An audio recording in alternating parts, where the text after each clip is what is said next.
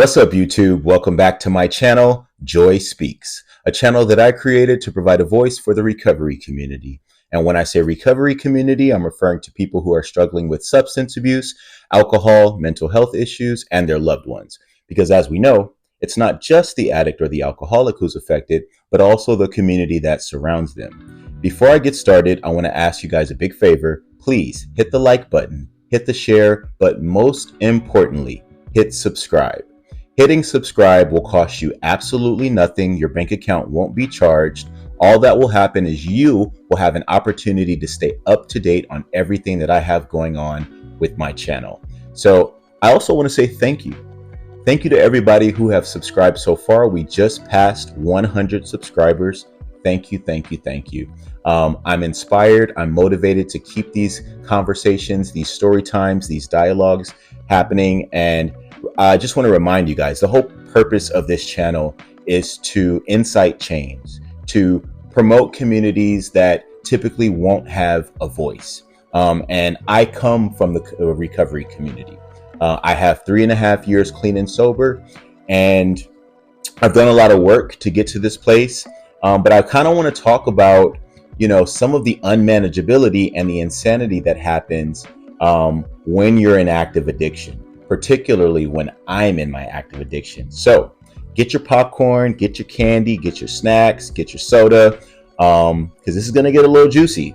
And I want to also say, I'm not trying to glorify substance use or abuse at all. I'm just telling my truth.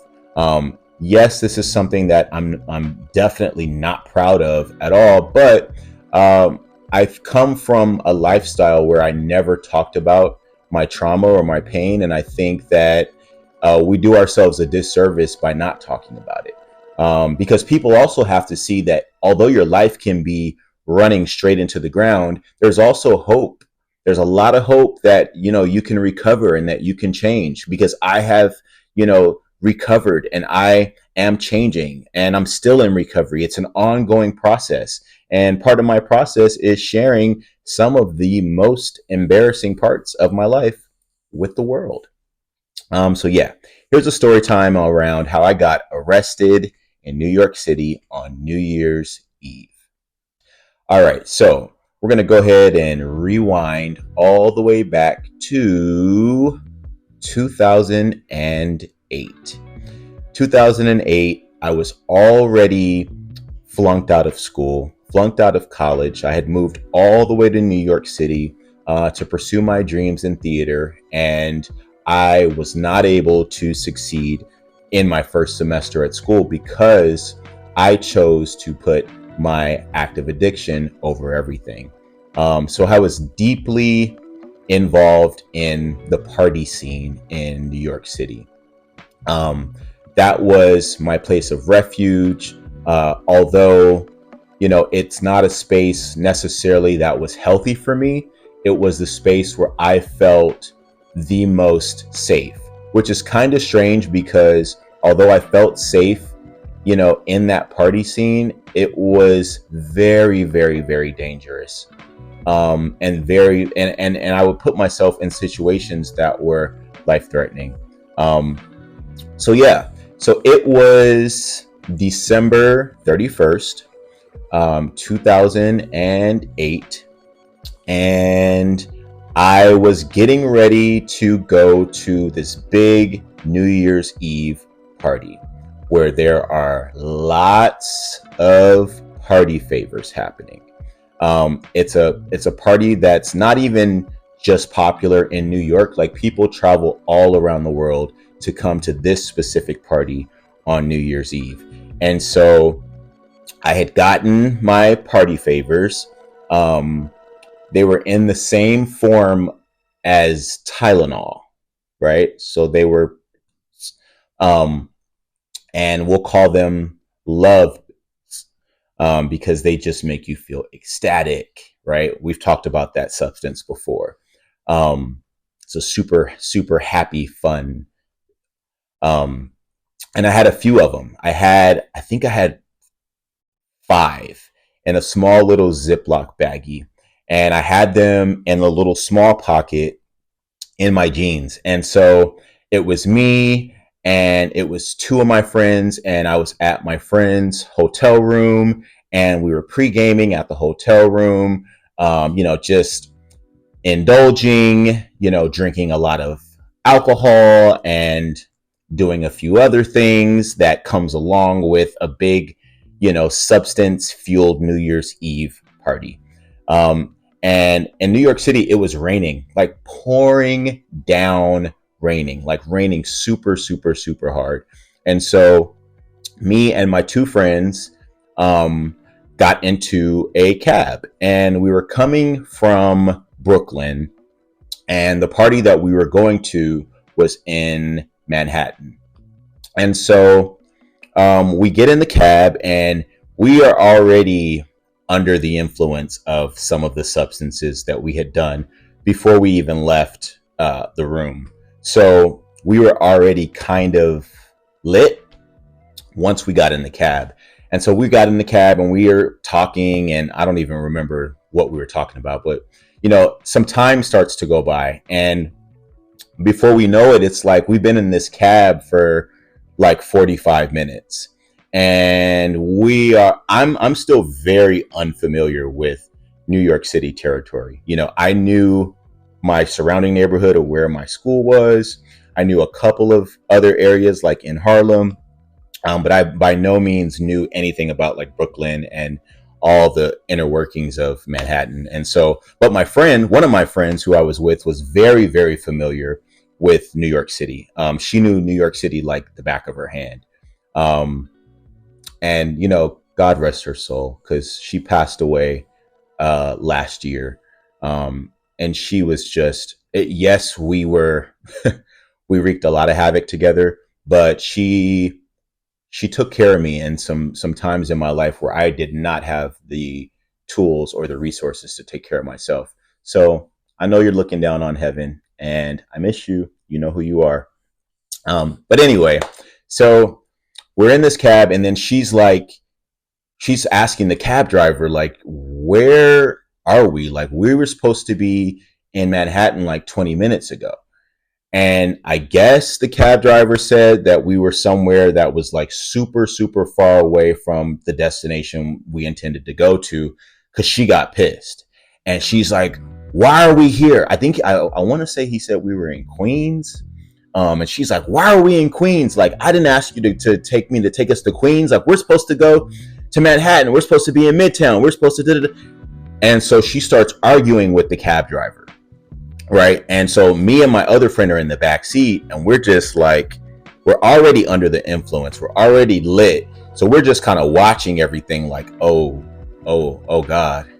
Oh God. And literally, guys, before you know it, my friend pulls all the way back and boom, clocks the cab driver dead in his mouth. Just bow. And we're all in the backseat like, no, like, this is not how this night is supposed to go, especially not on New Year's Eve, right? And so after she socks the cab driver, we all try to get out of the cab, and he locks the door. And the yellow cabs in New York, if the driver locks the door from the driver's side, none of us can unlock the door from the back seat, from the passenger seat. We're all locked in the cab.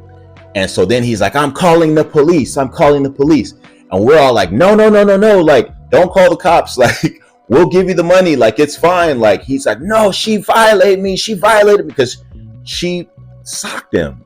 She punched him dead in his mouth. So of course he was pissed. But we're all like freaking out because now we're locked in this cab, and he said the cops are coming. So basically we were supposed to just sit in this cab and wait for the cops to come. And I wasn't doing that. I was not doing that. And so like I'm starting to panic, a little bit. And then next thing I know, like, I hear the glass shatter, boom. And the person on the other side in the back seat kicks out the window of the cab. Right. And so, and mind you, it's raining. So boom, he kicks out the window of the cab. I can hear the police cars, like the sirens. So I knew that the cops were close. However, they weren't like all the way, on us yet. And so the quickest thing I thought to do was like, oh God, like first off, there's assault on this man that we're looking at, right? There is probably theft of services because we didn't pay for the cab. And then I also have this packet of special Tylenol on me. And so my best thinking at the time was to swallow all 5 of those special Tylenol. And that's what I did. Yeah, I swallowed all 5 of them. So I swallow all 5 of them. I climb my way out of the backseat of this cab. It's pouring down raining. And the minute that I like stand up to try to like look around and grab my bearings, boom, the police tackle me down. Bam, and I hit the floor. Right. And I'm like screaming like, wait. And they're like, put your hands behind your back. Put your hands behind your back. It's storming, raining. I'm looking around. The craziest part about this whole story is my friend who was in the front seat, the girl who passed away, the girl who initiated this whole situation, who punched the cab driver, was gone. I could literally see she was running full speed down the street. And there was only 2 cops and there was 3 of us, right? So she got away while me and my friend both got arrested. Now, mind you, I've already swallowed those 5 Tylenol, right? All I'm thinking in my head is like, what's gonna happen when these 5 special Tylenol activate? Right? Please, God. What I'm thinking is, please, God, I'm just going to tell these cops, listen, I didn't hit that man. I don't know where that girl went. I didn't have any parts of this. And then maybe they'll be like, all right, you're a kid. You're young. It's New Year's Eve. We'll let you go. No. Unfortunately, I got arrested. My friend got arrested. And before I knew it, I was in the back of a cop car. And my thoughts are racing. At this point, all the little bit of alcohol and other substances that I had done before we left to get into the cab had already like passed through my system. That whole situation with the cops and then her swinging on the cab driver and then the glass breaking and then the rain and then jumping out, like that sobered me up. And so now I'm just thinking like, God, like now what am I going to do? Like, so we get down to bookings in New York City, super, super, super crowded. And before I know it, I'm sitting in a cell. There's probably like, I want to say like 8 or 9 other people, in that same cell. And like, I look like a sore thumb. Like I look like a baby. I was 19 at the time, maybe. And then those 5 Tylenol that I had taken maybe an hour before that started to kick in. So then all of a sudden, before I know it, my stomach starts to drop, right? And so then these 5 Tylenol, those special Tylenol that I had taken, started to take effect. And when I tell you guys, it was all bad. It was all bad. Like I for sure had like low-key overdosed because my head started spinning like nonstop. Like I felt like I was going in and out of consciousness. I'm opening my eyes. I'm seeing like random strangers. I'm seeing the CEOs through the bars. I'm trying to replay like the last, few hours of my life, thinking like, how the did I get here? And I'm just, and anybody who knows about this super happy, ecstatic kind of Tylenol substance, you have a very strong desire and urge to smoke a cigarette. And when I tell you I was in that jail cell, just squirming, wishing and just fiending for a cigarette, also wishing that I had never ingested those things, because now I have to endure this entire experience on these substances behind bars. Insane. On New Year's Eve. And all I'm thinking is, all my friends are at the club now. Everybody's probably looking for me. I was supposed to be bringing some party favors to share with everybody else. How did I get here? How did I get here? I'm squirming, I'm sweating, I'm vomiting, I'm going in and out of consciousness. I can't believe I'm behind bars. It's New Year's Eve. I've ingested 5 of these substances. What is happening? Like I'm now today, I'm so grateful, because I could have easily had just OD'd in that jail cell. But you know, I did the best that I could. I ended up vomiting, and I'm sure once I vomited, like some of the substance came out. But when I tell you guys, I had to sit in that jail cell squirming, sweating, dizzy, in and out of consciousness, just nauseated, you know, thinking about my friends. My friends are probably living it up, having a ball, you know, at the club, waiting for me, probably looking for me, or probably not, because they were probably so far gone that they didn't even realize that I didn't make it. But nonetheless, I spent my New Year's Eve behind bars, incredibly, like insanely intoxicated, and more uncomfortable than I had been probably in my entire life at that point. Needless to say, you know, they just kept me there just for that night. And, you know, I ended up getting released that morning. And I just remember, you know, at that time, my life was already so bad. Like, I didn't have a college dorm to go back to. I didn't have, you know, a bunch of money. So I didn't have a hotel room to go back to. So I found my way to a friend's house, and I climbed up those 5 flights of steps and knocked on his door, and thank God he was there. He had just come back from the party that we were all supposed to be at just a couple of hours before that. And he's like, hey, what happened to you? Like, we were looking for you. We were worried about what happened. And I'm like, my friend punched the cab driver and we all went to jail. And I swallowed 5 before I got arrested and had an entire trip behind bars. And my next question was, do you have a cigarette? Because I had been waiting for that cigarette ever since we had gotten in that cab.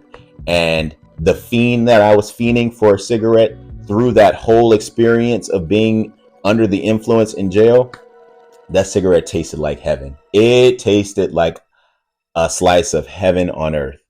And so here's the reality of this whole situation, right? You would think that being in a space where, you know, I don't have any real place to call home to go to. I don't have any real income. I can't even afford to buy myself a pack of cigarettes. I'm finding myself behind bars because of the people that I'm hanging with. These are all like signs that a normal person would probably pay attention to and say, hey, maybe I should chill out. Like maybe I'm doing a little bit too much. But when you identify the way I identify, which is as an addict in recovery, then you know that when you have this disease, this affliction of addiction, you become powerless. Meaning, of course, I knew my life was spiraling out of control. Of course, I knew that doing these substances wasn't going to help, but I could not stop myself. I could not. And really and truly, once your life gets, you know, bad or low enough, you really don't even have a desire to be sober, because any moments that you spend sober, you have so much clarity that the shame and the guilt and the confusion becomes overwhelming. So you just want to continue to numb your feelings away. So yeah, that I wish that was, you know, the first and last and only time that I found myself in situations like that, where I'm getting arrested and, I'm spending New Year's Eve behind bars. But that was not enough for me to clean up my act. And there will be a lot more story times around these experiences of the powerlessness of being an addict in active addiction, and the unmanageability and the insanity that always ensues without help, without recovery. So I hope that this story time was entertaining for you guys. I hope it was at least a little bit educational. And do me a favor, if this sounded like something that was interesting to you, or maybe this story could benefit or influence someone that you know, go ahead, share this story with somebody else. Hit the like button on the video, hit the share button, and also leave me a comment. If there's something that you have questions about, maybe there's a particular topic that you'd like for me to discuss, I'd love to talk about it. Because as you guys can see, I like to talk, and I can talk all day about my experiences. So I hope that you guys enjoyed yourself. I appreciate the love. I appreciate the likes, the shares, and the subscriptions. I love you, and I'll see you on the next one.